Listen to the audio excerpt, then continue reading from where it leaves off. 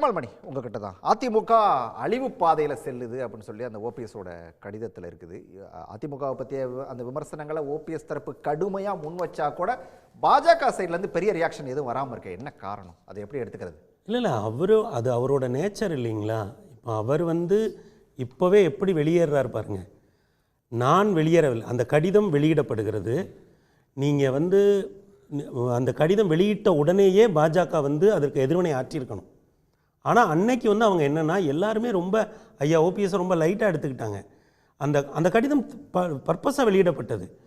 பல பத்திரிகையாளர்கள் அதை சொன்னாங்க. அது ஒரு லீடு கொடுக்குறாரு அப்படின்னு சொன்னாங்க.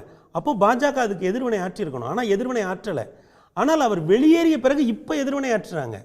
இப்போ அவர் என்ன சொல்கிறாருன்னா அதை ஒரு பேசு பொருளாக்குறாரு. ஏன் இப்ப கூட பாஜக ஒன்று கடுமையான விமர்சனத்தெல்லாம் ஓபிஎஸ் மேல முன்வைக்கவே சார். யாருமே அவர் மேல விமர்சனம் வைக்க முடியாதுல்ல சார். அவர் கடுமையா வச்சாதானே நீங்க திருப்பி வைக்க முடியும். அவர் யார் மேல கடுமையா வைக்கிறாரு? வைக்கவே இல்லை. நீங்க அவர் என்டிஏ அதிமுக அழிவு பாதைக்கு போயிட்டு இருக்குது அப்படின்னு சொல்லிட்டு ஒரு விமர்சனத்தை அவர் முன்வைக்கிறாரு. சார் இதுக்கு ரியாக்ட் பண்ண வேண்டியது அதிமுக இல்லையா? அங்கே ஒன்றும் பெருசா வரல யாரும். ஏன் என்ன காரணம் மட்டும் சொல்றாரு சார். அவர் எப்போதுமே ஆரம்பத்திலிருந்தே அவருடைய அரசியல் என்பது ஒரு ஸ்ட்ராட்டஜிக்காக அவருடைய செயல்கள் இருக்கும்.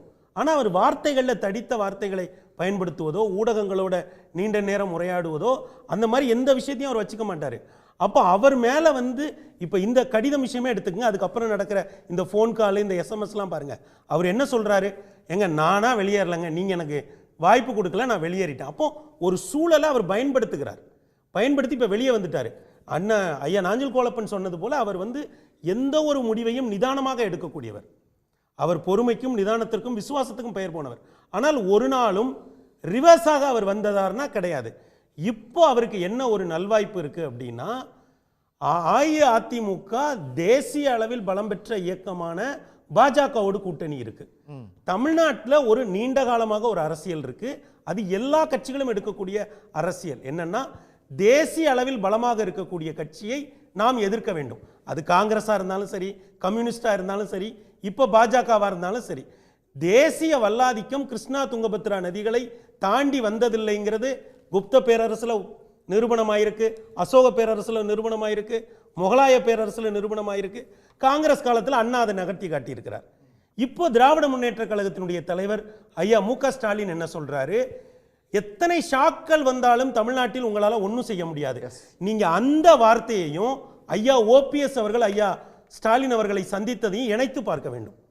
இப்போ அஇஅதிமுகவிலிருந்து ஐயா ஓபிஎஸ் வெளியேற்றப்பட்டு விட்டார். அவருக்கு வேற வாய்ப்பே இல்லை. பிறகு அஇஅதிமுகவும் டிடிவி தினகரன் எடுக்கக்கூடிய அந்த முயற்சிங்கிறதெல்லாம் ஒன்றும் ஒர்க் அவுட் அது நிச்சயமா அவருடைய பேட்டி ஒன்றை சொல்லுது சார். ஏன்னா முன்னாடி ஒரு ஐயா ஓபிஎஸ் ஒன்று சொன்னாங்கல்ல, நான் ஐயா டிடிவி சின்னம்மா எல்லாரும் ஒரே அணியில் தான் இருக்கோன்ட்டு அந்த உரிமை மீட்பு. இப்போ ஐயா டிடிவி என்ன சொல்றாருன்னா, இல்லை நான் ஐயா ஓபிஎஸ் கூட இல்லை, நான் என்டிஏ கூட்டணியில் தான் இருக்கேன்ற அளவில் தான் ஐயா டிடிவியுடைய பேட்டி முக்கியமானது. நீங்க அப்படியே கட் பண்ணி கூட்டணியில் இருக்கேன்னு சொல்றாரு. ஆனா ஓபிஎஸ் வெளியேறி இருக்க கூடாது அப்படிங்கிறது அது அவருடைய நிலைப்பாடு. அது ஏன்னா அவர் மீது விழுந்த அத்தனை வெளிச்சத்துக்கும் காரணம். இவர் 98 பெரியகுளம் எம்பி வேட்பாளராக போன பொழுது அவரை நகரசபை தலைவராக வரவேற்றவர் ஓபிஎஸ். அதற்கு பிறகு நடந்தது அஇஅதிமுகவினுடைய 25 ஆண்டு கால வரலாறு. ஆக இன்றைக்கு அவர் வெளியே வந்து விட்டார். ஐயா ஸ்டாலின் அவர்களை சந்தித்து விட்டார். ஸ்டாலின் அவர்கள் நேர் எதிராக திராவிட முன்னேற்ற கழகம் என்பது திமுக எதிர்ப்பில் பிறந்த இயக்கம் அல்ல அஇஅதிமுக, கலைஞர் எதிர்ப்பில் பிறந்த இயக்கம் அஇஅதிமுக. ஆனா இன்றைக்கு அதனுடைய ஒருங்கிணைப்பாளராக இருந்தவரே கலைஞருடைய பிள்ளை வீட்டு வாசல்ல போய் நிற்கிறார். அப்ப என்ன நடக்கும்? பாஜக அதிமுகவிற்கு எதை செய்யும் என்று சொல்லிக் கொண்டிருந்தார்களோ அதை இன்றைக்கு திமுக செய்யும். இனி பாருங்கள், ஐயா ஓபிஎஸ் அவர்கள் செயற்குழுவை கூட்டுவார். இப்போ வழக்கு என்னவா இருக்கு? ஐயா ஓபிஎஸ் வெளியேற்றப்பட்ட பிறகு ஒரு வழக்கு இருக்கு.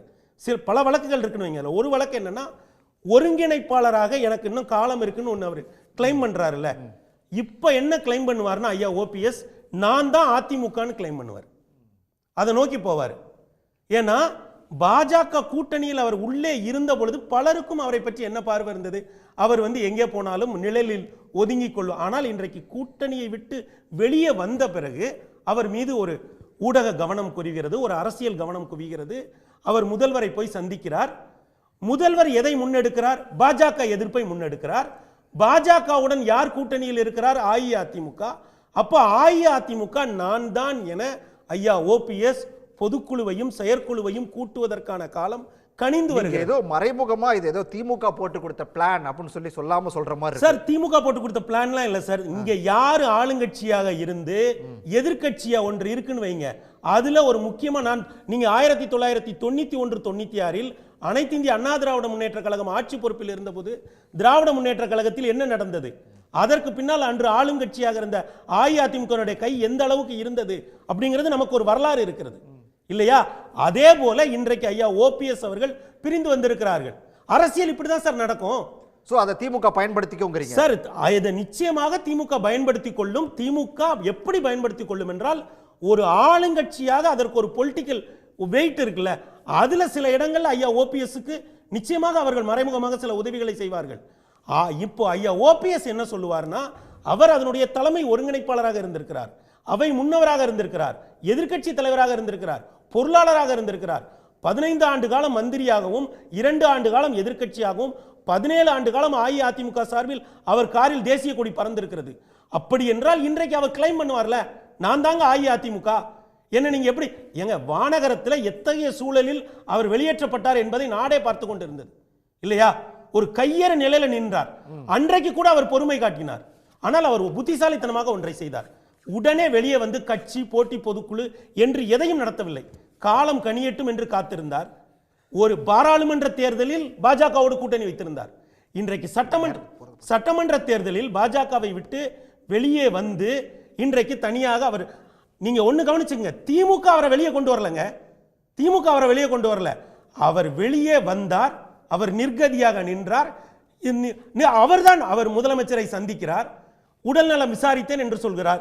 ஒரு மூத்த ஊடகவியலாளராக நமக்கு எல்லோருக்குமே தெரியும், அது வெறும் உடல்நல சந்திப்பு அல்ல. 40 நிமிடங்கள் நடந்தது வெறும் உடல்நலம் சம்பந்தப்பட்ட சந்திப்பு மட்டும் அல்ல.